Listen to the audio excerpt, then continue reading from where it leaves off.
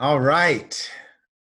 Welcome, everybody. I am Jonathan Trowan. So happy to have you here. We are with Carol Gino today, and I'm so excited about this. Carol and I wound up on this call, a Zoom call the other day, where there was supposed to be a bunch of people, but it turned out to be Carol, another Carol, and me. And the three of us just spent about an hour together, and I just fell in love with Carol. A few things that she said that stuck out to me. This idea of being safe in an unsafe world. She said that, and I just said, "Oh my God, I just have to interview this person and learn more about her." She's written a ton of books. She was a nurse. She spent I don't know 20 or something years. With oh no, now his name is escaping me. Mario. What's Mario's last name? Mario Puzo, the guy Mario who wrote The Puzo. Thank you. Godfather. The Godfather. I should just start over. I don't know. It's okay. So I had a brain cramp. Yeah. Um, the creator of The Godfather. So there's just so much inside of her. I'm like, oh my God, got to uncover this. So welcome, Carol. So happy Thank you. to have you. Thank you, Jonathan. Thank you. Thank you. Hey, it's a beautiful day here in Texas. And in Texas, let me tell you, very different from New York. In Texas, beautiful in the afternoon. And then a storm comes by like yesterday, hail. I don't know, hail all over the place. Hits your Right? windows. It's hysterical and stuff. And what's really funny is that it turns out I think we live like miles from each other. I know. From different parts of the world, we live miles from each other. We have not met each other because we're in the middle of quarantine, but Right. but I think we will once this is all said and done. Yeah. Cool. No, I love it. I love it here. It's crazy different, but I love it. Um, how to feel safe in an unsafe world. I don't know. I don't even know, like I said to you, I was trying to define myself the other day, like you talk about, a market and, what people expect and everything. And I thought to myself, what do I really do? And then I thought, what I really love to do, my heart is in healing always, but what I really love is to give voice to the voiceless. I like that as well because I've lived long enough. Don't let anybody tell you we're disposable yet, whether or not whether or not we're the fragile elderly. We're like a library. You should keep a couple of us around because it takes a long time to learn about life. And what I look around and I see what we call the pandemic now, what I hear is there's a threat. But I have a funny belief system, like on the day you're born, the day you die is written in the book. And I had a couple of near-death experiences. So in facing death, I learned to live. That was a big deal. Nursing for me was boot camp for life because then you know what to be afraid of. I think in 86, I spent my life seeking enlightenment, which is sort of, as somebody once said lately, it's like going to an Italian restaurant and wanting Indian food. I mean, you're here doing a human experience, but I prayed for enlightenment. I watched Tony Robbins one of the first times he walked on coal in New York at the Whole Life Center. I saw Jean Houston when she first talked. So I've been around forever. And in something like, so I studied and studied and studied. But at the same time as I was studying, I was working in hospitals and I was brought up a Catholic. Somewhere along the line, I gave that up because some priest told us when we were little kids that devils could possess little kids. And I thought, I know, that can't be it. I can't be, no, I can't do this. I spent a lot of time being sent out of the room in school, causing a lot of chaos by asking a lot of questions. My father told me about the birds and the bees in the animal kingdom when I was in like the 4th grade. We started with amoeba and fish and went on to mammals. I thought this was very exciting and creative. So I went and told all the Catholic school kids this, and nobody was allowed to talk to me for the rest of the year, you know. So and but my father also was the one who read me the Harvard classics as a kid from the time I was 4. And so I knew a lot about, by the time I was 9 years old, I won a contest by, the nun had asked me, who is the wisest man you know? Took it straight from Plato, Socrates. The wisest man I know is the man who knows he knows nothing. I won for that. That I cheated? Well, hey, I told them it was Plato or Socrates, but I guess the fact I remembered it. So I want to hear about the voiceless though. So giving voice to the voiceless. Yeah. Okay. Tell me more about that. Okay. You know, as a nurse, what I can tell you is that I was doing nursing. I don't know that you can ever give it up. It's like being a mom. If somebody falls down next to me in an airport, I'm going to have to do something, right? Because I can't not know what I know. So, and if I have to help, and that's the impetus. So I have to always be a nurse. But whatever that is, I guess what I'm saying about the voiceless is nurses for 9 years in a row have gotten awards for being the most ethical of professions. But the problem is they don't stand in their power or for their power, and so they're defenseless defenders to the patients even. Because if they decide to start to join a union or everything, everybody feels like they're no longer part of the patient. And we're only fighting for patient rights. So 30 years ago, I started talking about nurses, trying to get them to have a voice. But they're, you know, the shadow side of the healer is the martyr. So they're a tough group to move because they really care about their patients. So when I see essential workers now as nurses, I think they need to speak. I did a lot of television with my books. I wrote a book called The Nurse's Story, which is a classic now, and couldn't get anybody to show up because they were all afraid of being fired. 30 years ago. Now, some of them are standing up, but I read something on one of the boards the other day that said, while some of the governors are fighting for hazard pay for grocery workers and stuff, some of the nurses are being asked to take pay cuts. So, you know, corporate medicine, that's a whole nother deal. So I get up there now because, and I stand for nurses, because they can't afford to stand without it undermining the living that they have to afford for their kids and their families. The voiceless, people with misdiagnosis. I wrote a book called Rusty's Story about a girl with epilepsy who was 13, and they locked her up in a nut house. And I won some kind of national book award from the Epilepsy Association for Rusty's Story. Then in 1986, and this will wind up being how to feel safe in an unsafe world. In 1986, my grandson died of sudden infant death. And so often they blame the parents because they can't find a cause, and because we need to be able to blame, to find a cause, to feel in control.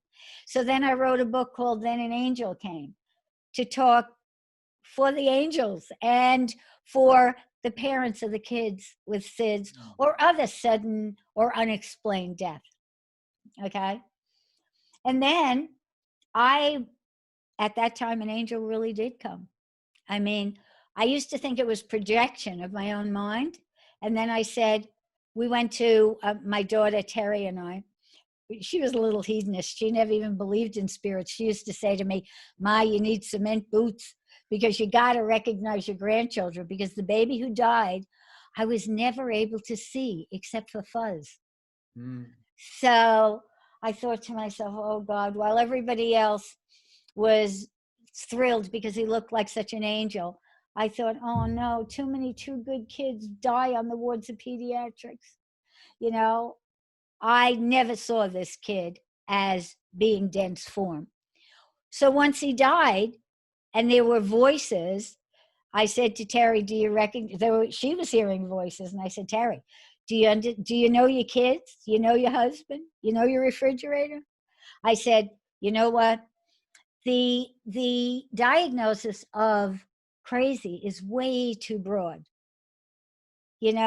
and sane is way too narrow. I said, if you recognize what's in your 3D real world, don't worry about it. It's like having computer cards.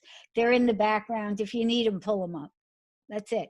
I learned, because from the time I was a little kid, and I didn't know everybody didn't have this, I always heard voices. I just called them they. They were a great help when I went to work as a nurse. I would hear something. Other people may call it their intuition. I don't know. For me, it took the form of words, and they just would say, there's trouble in 322. And I ignored it, because I was mad at God while I was working on peds. I wanted nothing to do with God, because what he was doing, I didn't even like him. I certainly wasn't going to worship him. Well, when the first baby I held died in my arms, I ran down to the beach and I started hollering at God like I can't tell you. Of course, then I was suddenly humbled, fell to my knees and said, God, forgive me. This is just a moment. Don't touch my kids. And I said, and I'll do anything for you you want, but just don't touch my kids. Forgot to cover the grandkids. Life delivers what it delivers. I'm not one of those people who believes that you manifest your own reality. I do believe in your response to what life delivers. You do and can change the way you live to make it far better or far more difficult. Because if you get angry and bitter and you hold it against life, people aren't going to want to be around you. You're not going to be able to take all the gifts you've got if you're going to look at only the tragedies in your life and not be able to see the gifts hidden in the tragedies. So have you always had that belief that we're not necessarily in control of what happens, but we're in control of our responses? Have you always had that, or? Pretty much, because I went to Catholic school. So I already knew there was a God and Mary and saints and angels. It wasn't until I had a near-death experience, a stroke or a spiritual emergence, or both at once, that my left brain was taken completely. I could not read, didn't even remember the clothes I put on, didn't have a thought in my head. But the clarity of what life was at that time was amazing to me. So tell me about that clarity. What was the clarity of life then that you okay, got from that okay. The clarity was like this. Picture a film strip, okay? And I got all my information. Once my left brain went, all my information came in pictures, because that's right brain capable. It's collateral, And the picture they showed me was of a merry-go-round. And they took this film strip and they put it around the merry-go-round. And in it, they showed my life just as it was, with good moments, bad moments, good moments, bad moments, okay? And then what happened is they took the film strip out and they connected all the bad moments. And they put that, and I got to watch that. And I heard a Greek chorus in the background saying, oh, what a terrible life. Oh, what a terrible life. And then they threw it up in the air and they put all the positive moments together. And I said, the Greek chorus said, oh, what a wonderful life. Oh, what a wonderful life. And I thought, whew, they threw it up in the air again, brought it down, and matched every positive moment with one negative moment. And at the end, I could see that my life had reached the perfect balance of every moment in life was a positive and a negative. They threw it up and a set of hands came out with a whole bunch of confetti or puzzle pieces. They handed it to me and I heard a voice that said, this is instant karma. This is your life now. Do with it what you wish. Wow. The test was not over though. Then it got hard. So what happened then? My left brain was gone. I watched television and I could see only black and white, and people were talking like they had tongues of wood. I woke up in the morning and I couldn't read and I couldn't see.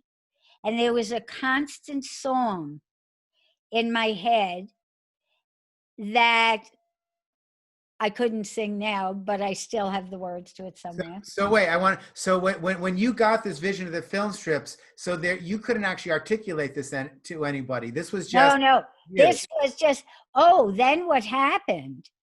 The following, oh God, this was so terrible.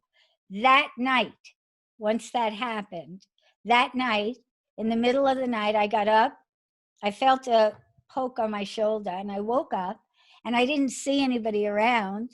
So I thought, well, I might as well get up and go to the bathroom anyway. And I was staying at Mario's house that night. And I got up and I walked past his study into the bathroom. And I was walking on my way to the bathroom and I see this big masked burglar standing in his doorway. And I'm thinking to myself, a masked burglar in the Godfather's house? Oh, he must be a grade B thug. Is the only thing I thought, right? Around his bottom, his legs, I saw a Tai Chi circle. So I knew not to step into it. And I looked at the time and it was 3 minutes after 4. And from some crazy ray chart that the angel gave me, I knew 7 was a warrior number. And I'm walking around in lammy pajamas, right? And I'm thinking, a warrior in lammy pajamas? I thought, oh no. And I looked at him and I thought, what are you doing in that getup? I know you. Okay. With that, he bowed, backed up, closed the door. And I thought, oh no, this has got to be this I thought was, I knew what it was. It was my contemporary test of truth of illusion in contemporary times. And I said, but no, the door is closed. There are no closed doors on the path of enlightenment. This has got to be the third scene from The Godfather and I'm in the wrong movie. So I said, Mario, I think there's a burglar in your study. And he said, call the police. And I said, oh, all right. He said, and then go downstairs and get a knife. And I said, oh, okay. So he's holding the door and I run downstairs to get a knife. I got 2 knives. I come upstairs, I show him the knives, and he's standing there holding the door closed. You know, I thought if he saw this guy, he wouldn't be holding that door because that guy was twice as big as him. And when he looked at the knives, all he did was start to laugh and fall on the floor. He said, you brought 2 knives? And I said, well, yeah, if they skewer you, I don't want to be left defenseless.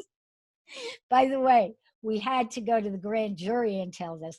They finally caught him, the guy, the burglar, because he was a burglar and a rapist too, and had hit 322 homes. He got 322 years consecutively, not even concomitantly. And I'm praying to my angel saying, look, I didn't see his face and I don't want negative karma. And they kept saying, just do your part. Just tell how it happened. Now, can you imagine telling a grand jury what I just told you? So Okay. wait, but when you saw the person, you said, I know you. Did you know I the person? felt, no, I just felt like I've met other people since then and known them.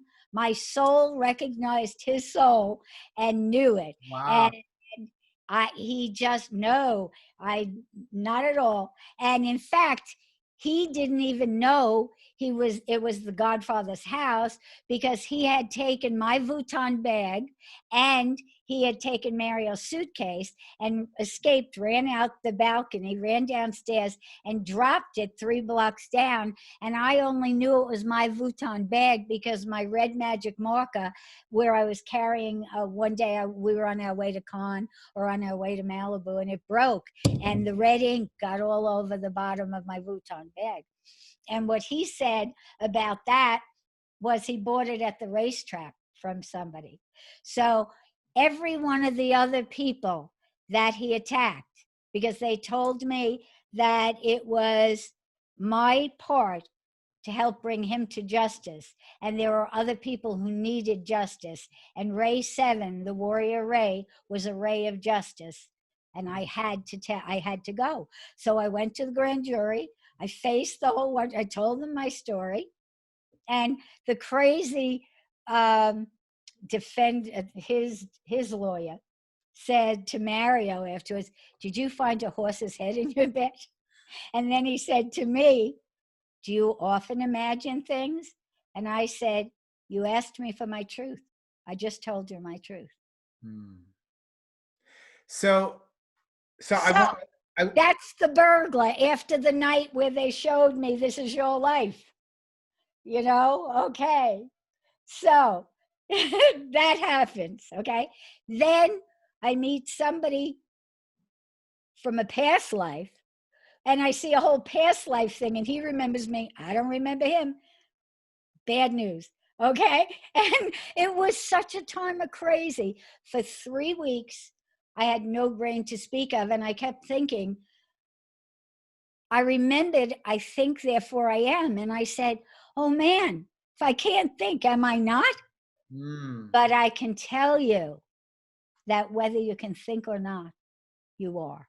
Because there was a walk-through spirit who now I call Eva. I know her well now. I knew her before, I just didn't know who she was. And she entered when I had no brain and helped. And I said, oh no, really? And I never heard what I said at that time. She would move my hands, move my body. And I thought, oh my God. I always asked if they were from God and if they were for the good of all. Always still do. And I have a good antenna. What happened is I got through that. It took me 3 months to be able to speak as I do now. Before, I used to be able to speak in 8 syllables at a time, each word. I remembered everything before. I used to remember something was on the top of page 83 or something like that, no matter when I read the book or whatever. But I've learned to hear and see in different ways, like in any relationship. If you're going to speak for those who don't have a body now, you've got to be able to develop a relationship. I used to think it was just a higher aspect of me or another part of my own mind. But when they told Terry and I to go to Maimonides Hospital, was doing paranormal studies, and there was an Indian psychologist, Native American psychologist there, who was doing studies, and the angel who came, whose name was Janet, talked to us and told us stuff that there was no way we could know, to ask them to measure the parameters and the atmosphere and stuff like that. And out of 500 channeled experiences, Terry's was one of the 5 legit that they could prove and stuff like that. So we learned a whole bunch of stuff at that time. But to make it more applicable to today, what I want to say is that there are angels. You can not see them, but they're there. I was mistaken when I thought that evil was only a projection of your own mind. It isn't. There are energies that we would call them evil. Angels would call them stuck. But they're like those funny shadow things that you can see. And you have to have a need for power and a whole lot of things that you don't want to have anyway. If you say a prayer, you're protected. You're good. Don't search for it. You can ask. And there's always angels there to help and whatever. And the whole books, when I wrote, there's an angel in my computer. She's a funny angel. And there's a yard sale of life. That's Roshana. She's good. But Eva came through, helped me at that time, and explained without me having a left brain. She explained to me everything that was going on, so that I was not lost. And another thing I saw at that time that I think is helpful for people is I was meditating, and suddenly I watched everything turn to energy, just energy, including my hands and everything else. I got so scared, I got up and threw water all over my face. And still, I could see. It was just energy. I sat on the couch and I looked out the window. I saved that. I'll show it to you later. And I looked out the window and I could see my hands and the house across the street and the trees were all made of the same stuff. They were all made of godly consciousness. And I suddenly got the thought, oh, wow, then all art is self-portrait. A song is God's voice. A So, word is God's word. so let me ask you, so when you say safe in an unsafe world, is the safe about the knowledge and understanding and acceptance of that there are these other entities, powers, the Beings, angels, and beings, entities don't necessarily, are not necessarily of the light, but angels and spirits of light are of the light. And you ask them if they're from God. That's part of it. The other part of it is I sat with so many dying people. I was with people who died all the time. I was the nurse that was there. I was the nurse that they allowed to share their dying with. I was able to know death as a promise, not only as a threat when people have suffered so much. And I was there to cry over the people who looked like they were in such intense suffering. And we used to bring them back, defibrillate them, bring them back. And I was the one they chose to tell about their near-death experiences. And every one of them told me that they were out of body while their bodies were suffering. They weren't suffering. They had already ejected. Consciousness ejects. In my own experience, that also happened. So that, and if you listen to them now. I have to stop you because I'm really curious. I want to. Yeah, so go ahead. What do you see when you're out there? Okay. I felt like Heidi on a mountaintop. Okay. I could see 360 degrees. I still felt like but I felt like the smaller I of Carol, and also the I am. I didn't feel lonely, and the voice of comfort spoke to me. That's all I can call it. And I knew everything was perfect. No matter how it looked, I knew everything was perfect. And the best part, and I might get choky about this because it's been since 86 and it still affects me in the same way. There was a Jewish doctor who was a pediatrician who was hidden by an upper echelon German woman during the Nazi times, and she hid him for 6 years while his daughter and his first wife were gassed in Auschwitz. And I went to take care of him as private duty in the hospital he owned once he brought his second wife, Edith, over. His name was Kurt Hirschfeld. And he was the best doctor I ever met. I took care of him. He had cancer, and he had fired 20 nurses before I got there. And when I walked into the room, I looked at him, and he looked at me, and he said, "What are you doing here?" And I said, "I'm here to help you." "What are you doing here?" "I'm doing the same thing you are." He said, "All right." He said, "Then we'll do it together." And I said, "Okay." I took care of him for 19 days before I had to take a day off. They wouldn't let me work anymore. And when I left, he was conscious. He was okay. And he said, "I want you to promise me something." And I said, "What?" And he said, "Promise me that you won't let them bring me back. Promise me that you won't leave Edith with a burden. I only wanted to build something that made the Taj Mahal look small to her. Don't leave her with a burden. Promise me that." And I said, "Okay." I was off for 3 days because it was the 4th of July weekend. And something happened with the kids that morning. So instead of getting there at 7, I got there at 9. And when I got a report from the night nurse, she said, "He's been in a deep coma for 3 days." She said, "So he's non-responsive to anything." She said, "So you can see him and everything." It was before they had do not resuscitate orders and stuff. So I went into the room, I sat on the bed, and I held his hand, and I said, "Kurt, it's Carol, I'm back." And he opened his eyes and he said, "You're late, Carol." And he closed them and stopped breathing. At that point, a supervisor was going past and saw him and came in and went like this to raise her arm to come down on his chest. And I said, "Oh, don't make me hit you. Don't make me hit you." She said to me, "I will have your license for this." I said, "I know, but he's got my promise. Take what you want." When I was up in the clouds and the voice in conflict talked to me, and I knew everything was perfect, suddenly through the clouds, Kurt came with a stethoscope around his neck, and he had a chart with doctor's orders, and he drew pictures of what I should take and what I shouldn't. He walked me back to life because I allowed death. I allowed him to go to death. So my experience helps me know it's not a dream. It's not and if it's a way that's built in by God to help us pass or make a transition, even that would be good enough. But Kurt walked me back to life.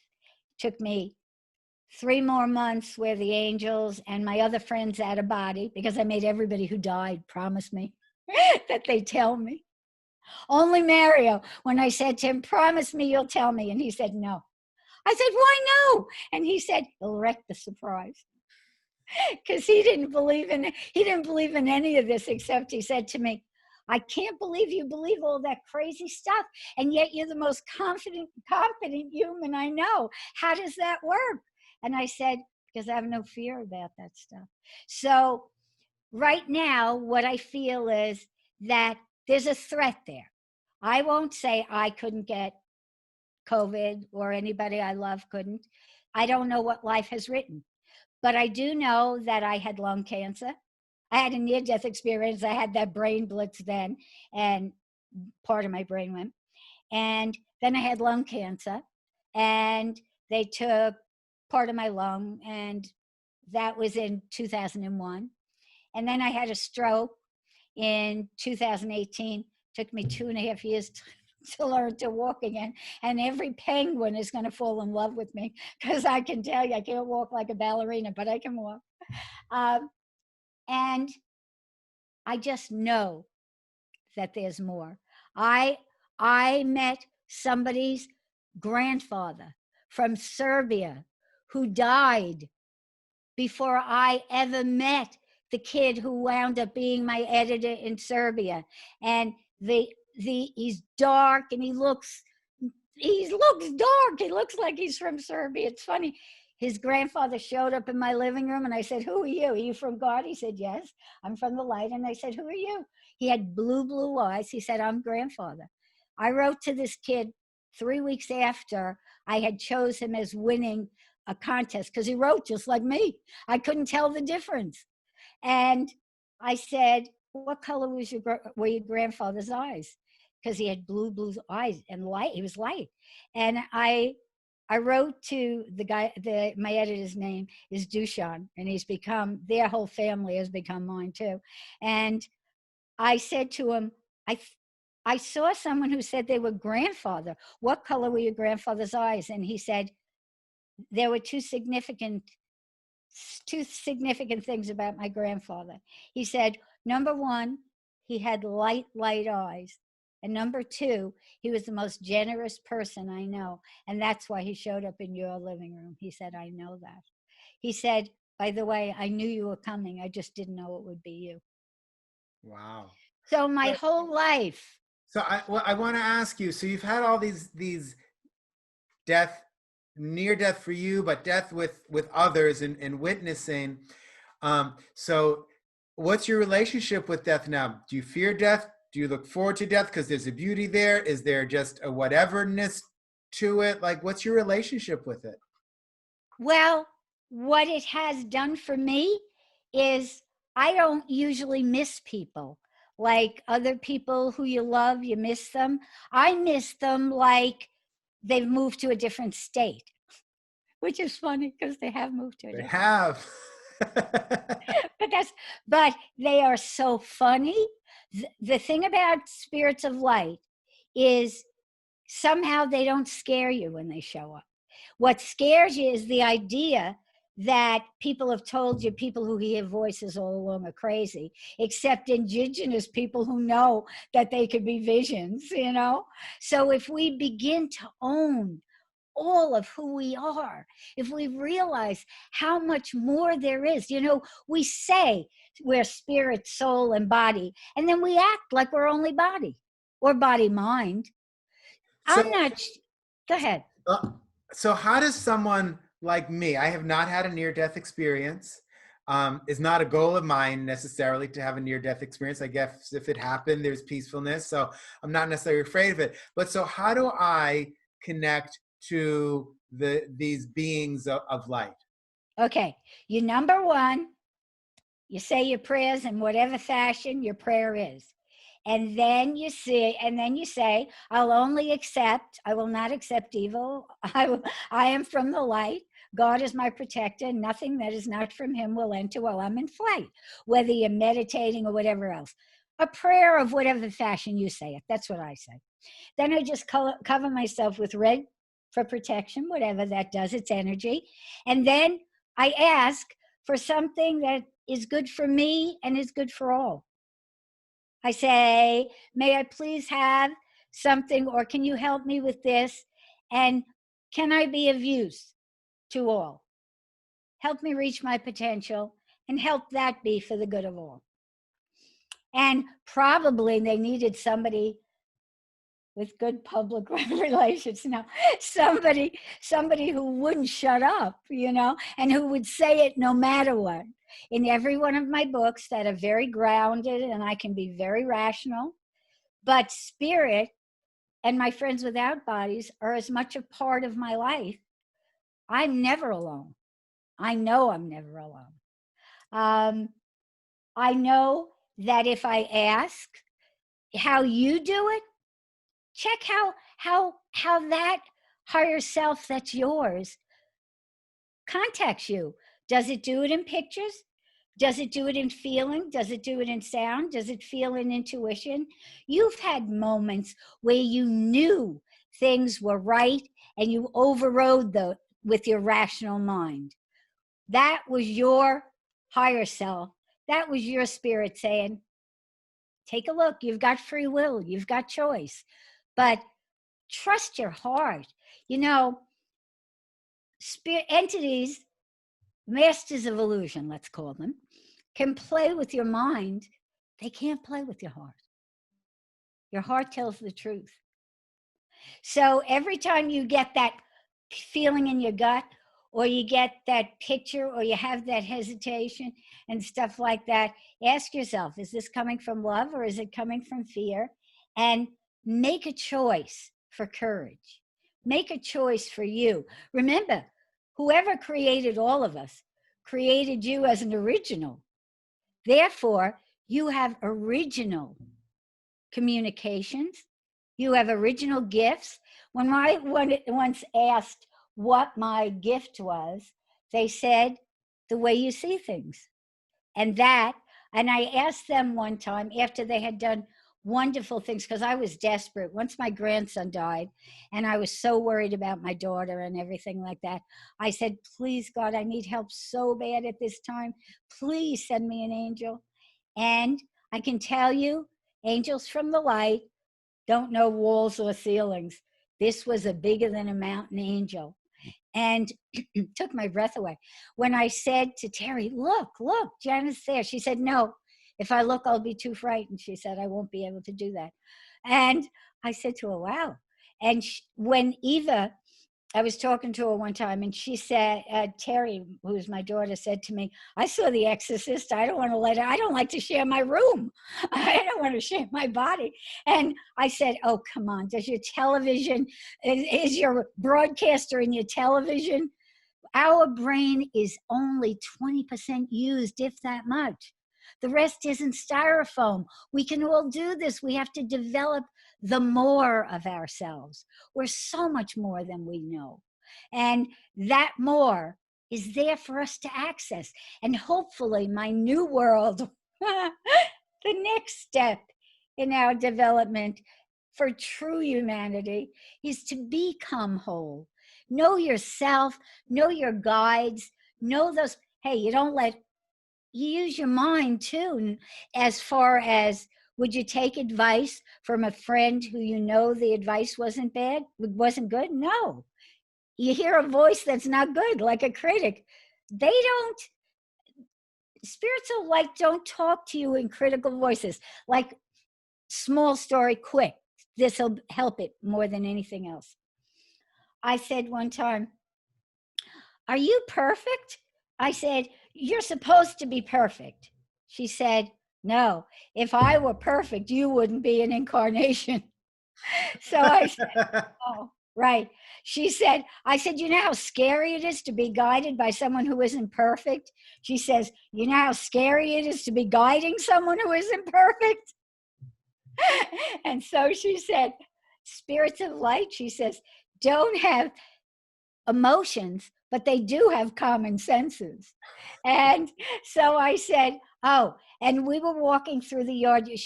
I see visions. I get visions. And because I prayed as a little kid to be like Bernadette, and to, or be like, to see Our Lady of Fatima. Instead, they send me Roshana, who takes me to a cosmic yard sale, the yard sale of life. And then she says things to me like, she dresses like an angel because she says that makes, it's my metaphor, it makes me feel safe.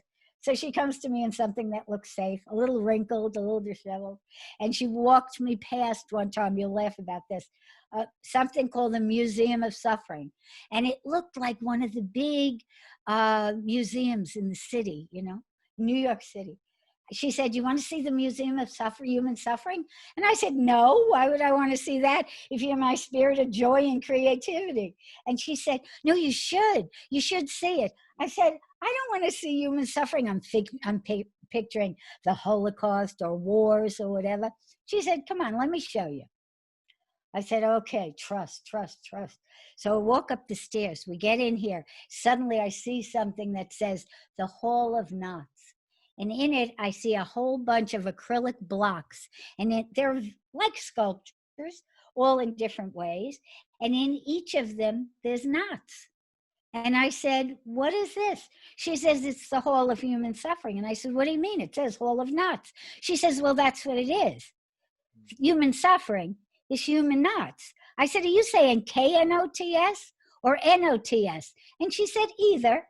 She said, "Did you ever take a chain and try to pull it?" She says, "What you resist just tightens the knot." She says, "You sort of have to sort of just be gentle with it." She says, "Just accept it." Resisting it. She says, "Life has pain. Life is painful, but you don't have to have suffering. You have suffering with the knots." So now every time I feel suffering, I think, where's my knot? Or not. Hmm. You know? And that's the kind of stuff I'm telling you is helpful for humans, you know? So are there angels surrounding me right now? Are they around us at all times, or do I have to Yes. call upon them? Like, Yes. Yes. how do I know they're They don't interrupt with destiny. You have to ask. Your guardian angel is always there. You like can't right do, there or there or yeah, there? wherever or there. It doesn't matter. There, remember I told you the picture about the hand that was energy? Mm-hmm. And Yes. so were the trees, and so was the house, and so are angels. We're all it. We separate ourselves into different aspects of self. All we have to do is learn to embrace, the same as you learn to embrace your shadow, learn to embrace your light. And understand that being human is just being human. It's an experience. Play it out, man. How many mistakes you going to make? You can't. They get information from us. That's what we have to offer them. I asked Janeth one time, "What can I do for you? You've done so much for us." And she said, "Make me real, Carol." And I said, like Pinocchio, "You're real." And she is very, very real. My daughter, who she first came to, has opened a special sobriety recovery center where she takes everybody. And she's built it on donation only. She has 65 people in Smithville now, and they've just opened up another place in San Antonio called Serenity Star Comfort Cafe. And those kids there, let me tell you, I was searching to try to answer that, what do you do thing? And one of their little kids, one of their beautiful babies, just got sick again. And I remembered what it was like for me when I was working on the wards of pediatrics. And no matter what medicine they gave, no matter how exhausted their parents, these kids cried and cried until I picked them up and I started to tell them stories. And what stories I told them were, oh, do you remember when Hansel and Gretel fell down the hill?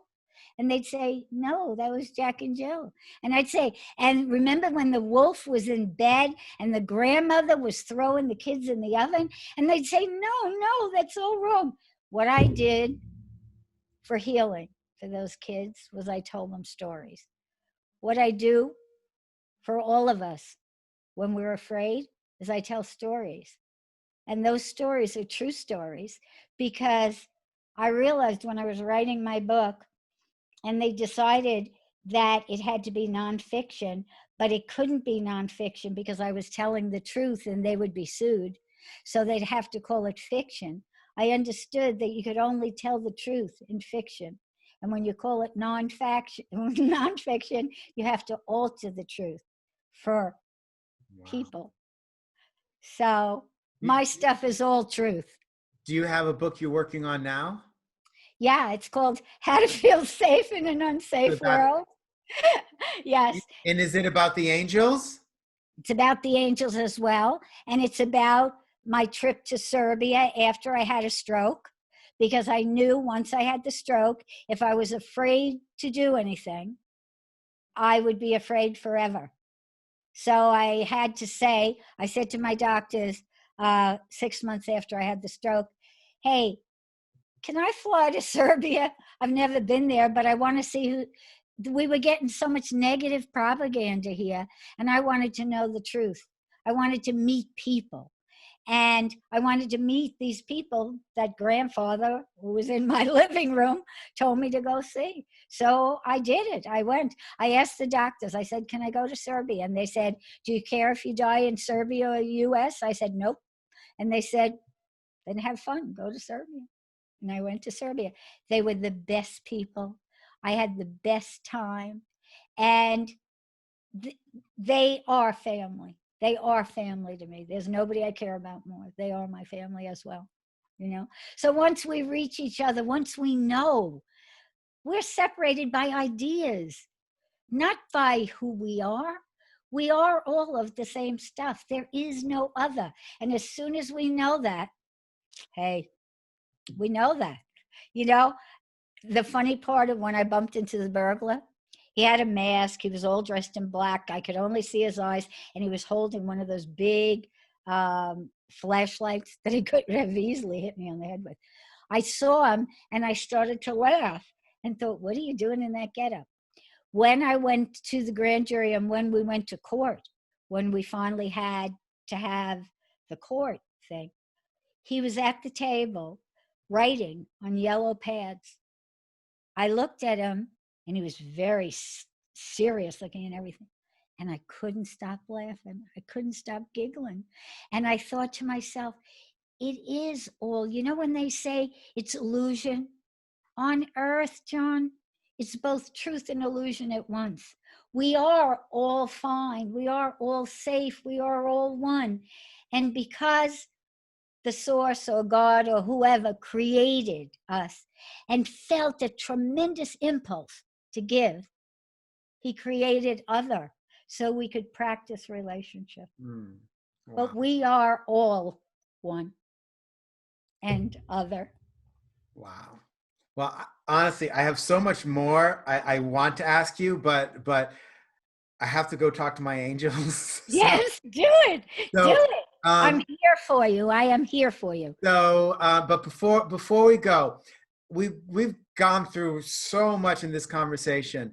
If there's one piece of advice or the big takeaway that someone could take from this, what do you want someone to walk away with? Live every day as though it were your last, and as though you would only live one life, one day, and be only you. Beautiful. Thank you. And how can people learn more about you? Where do we find you? CarolGino.com. That's it. Go to my website. I'm all over Facebook. Carol Gino, author, hopeful healer, whatever. They can write to any place, they'll find me. All right. So CarolGino.com. carolgino.com, and I don't know, I have so much more to ask. So maybe I'll We'll just talk. We'll barter. when the book comes out, I'll definitely interview you again. Yeah. And in the meantime, thank you so much. You're awesome. Everybody who's watching, thank you so much. And we will Yes. see you next time.